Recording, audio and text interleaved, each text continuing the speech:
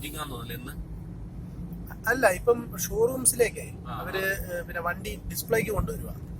ഡിസ്പ്ലേക്ക് കൊണ്ടുവന്നിട്ട് പിന്നെ ലോഞ്ചിങ് ഏകദേശം പിന്നെ അടുത്ത മാസത്തോടു കൂടി കാണും. ദീപാവലിക്ക് മുമ്പ് ലോഞ്ചിങ് ആണ്. പക്ഷെ ഇപ്പൊ ഒരു ഡിസ്പ്ലേയും ബുക്കിംഗ് 11,000 പിന്നെ ബുക്കിങ്ങും ഇത് ചെയ്യുന്നുണ്ട്.